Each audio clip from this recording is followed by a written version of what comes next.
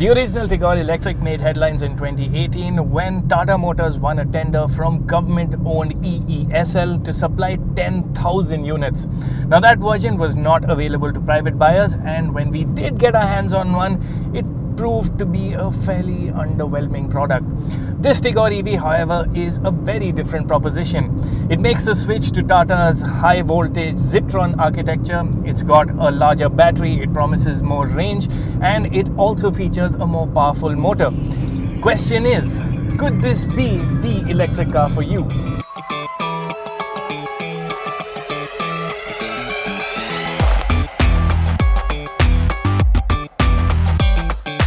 Some basic information on the powertrain first. The Tata Tigor EV features a 26 kWh liquid-cooled lithium-ion battery pack that powers a 75 horsepower and 170 Nm permanent magnet synchronous motor. The motor drives the front wheels via a single-speed transmission. It's the silence that makes a great first impression. The lower running costs are the big pull factor towards going electric, but to me the other main attraction is the level of refinement that you get. Now Tata's EV powertrain runs quiet, you don't hear much of the outside world, and in general the experience is so much calmer than what you would get in a typical petrol or diesel engine car. The switch from a petrol or diesel car will be quite straightforward too. There are no gears to change, but you will find yourself moving the drive mode dial to sport every now and then. Now performance in normal driving mode is satisfactory, but it's not what you'd call electrifying. You'll be able to keep up with the flow of traffic, but that effortless performance is missing. The build of speed in normal is quite sedate, and even when you mash your foot down, you'll find that it feels a bit restricted. And that's where sport mode comes in.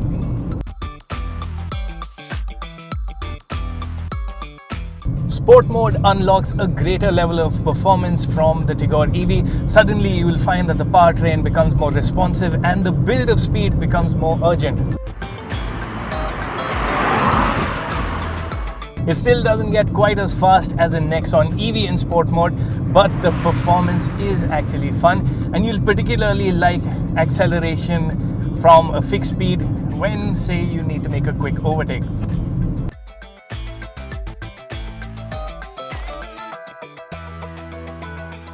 In a preliminary performance test, the Tigor EV in sport mode did the 0 to 100 kph dash in 14.88 seconds, which is a good 5.5 seconds off the Nexon EV's time in sport mode. The Nexon EV is far quicker in typical overtaking scenarios as well. The Nexon EV is 165 kgs heavier, but its 129 horsepower and 245 Nm motor is significantly more powerful than the Tigor's, and this reflects in the performance. For its part, the Tigor EV is way quicker than a Tigor petrol AMT to 100 kph and in kickdown acceleration.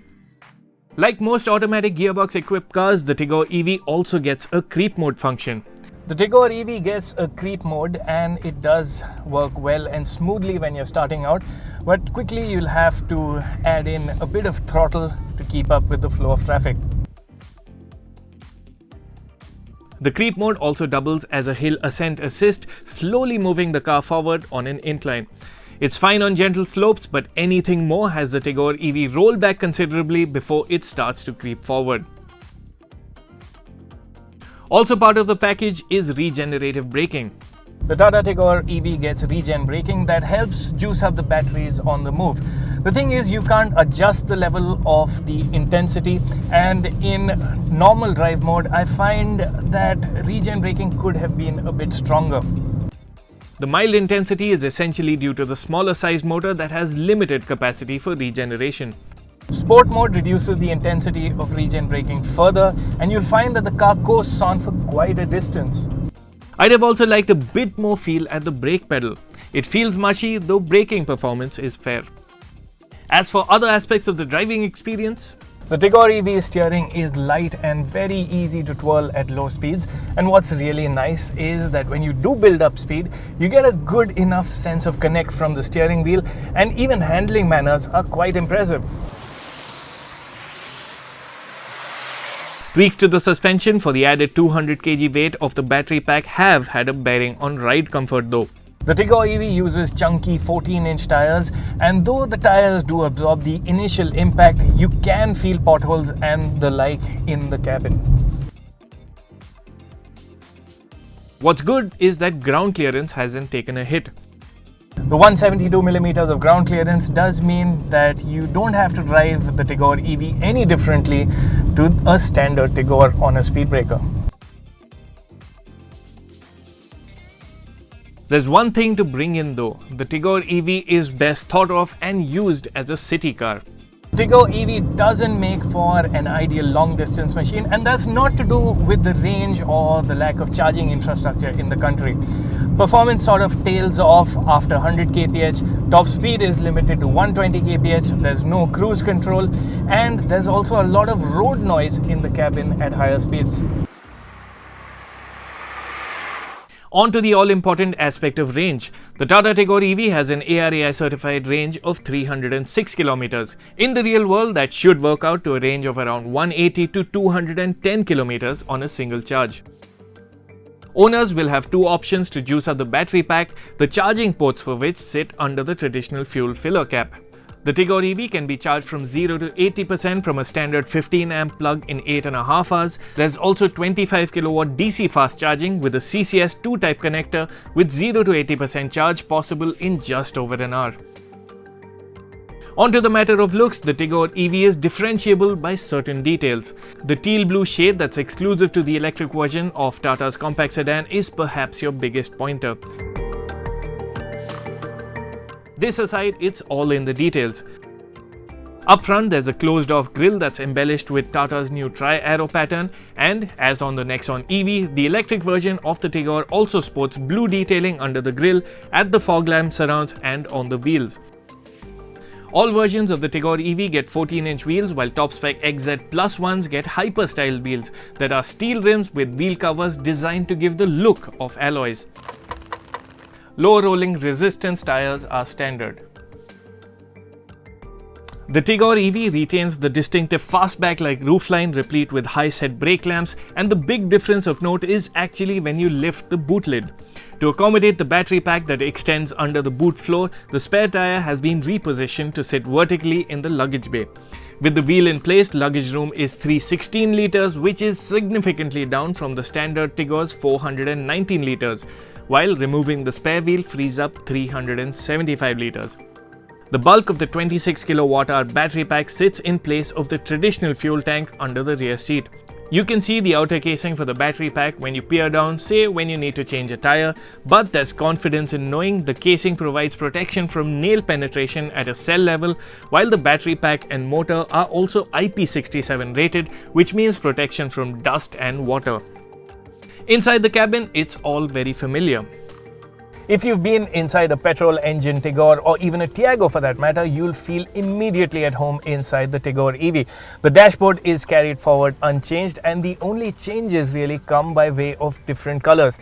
You get a new black on cream interior theme in here, there's blue detailing around the aircon vents, and there's also blue stitching on the seats. The standard Tigor's gear lever has also made way for this rotary gear selector, something that we've seen on the Nexon EV before. Now, as on the Nexon EV, it does take some getting used to, and in the initial phases at least, you'll be relying on the digital readout to know which gear or mode you're in. As for the digital readout, it's been reoriented itself. It now features more EV related information, including range. Sadly, there are no info-rich graphics to geek out on. Of the other things, the front seats are also large and very comfortable, and you'll also like the quality of materials inside the Tigor EV's cabin. There is a nice use of textured plastics on the dashboard top, and even the roof lining feels like it belongs to a more premium car. That being said, it is a bit frustrating to see these blanked out buttons on the steering wheel. In terms of features, there's keyless go, a decent 7-inch touchscreen infotainment system with Android Auto and Apple CarPlay, a nice sounding 4-speaker and 4-tweeter Harman sound system, and a rear parking camera, among other features. You can also monitor your car remotely or locate nearby charging stations via a linked app. As for rear seat space, The Tigor EV's rear seat might not be wide enough to accommodate 3 in great comfort, but as a space for 2, it works really well. Now the front seat is set to my driving position. I'm just under 6 feet tall and I still have an adequate amount of knee room and lots of space to tuck my feet under the front seats. Headroom is also more than passable for someone of my size, and that's the thing, even large adults can spend reasonable amounts of time at the back. As for the seat, it's nice and comfortable. You get a well-positioned armrest, and though the rear headrests aren't adjustable, they are large and will offer a good amount of protection in case of an impact. On the subject of safety, as standard, the Tigor EV gets dual airbags, ABS with EBD and corner stability control. Commendably, the Tigor EV also scored 4 stars in its global NCAP crash test.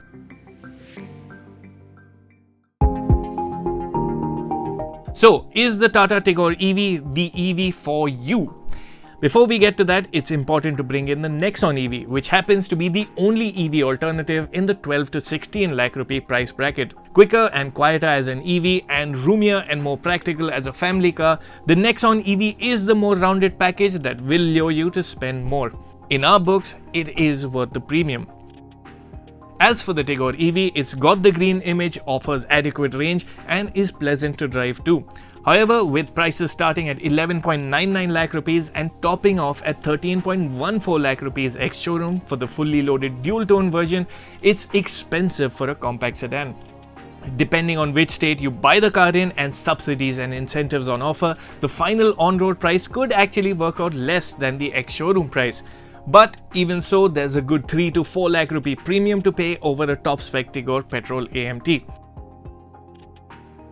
The EV's running costs that are a fraction of the petrols do turn the calculations around, and someone who drives just 1000 kilometers a month can potentially break even by year 4. So, it might not be a landmark car like the Nexon EV, but if it's an easy-going, easy-to-drive and eventually easy-on-the-pocket city car you're looking for, the Tigor EV could fit the bill. Performance is satisfactory. Ready, steady, go. The dashboard has been carried forward. The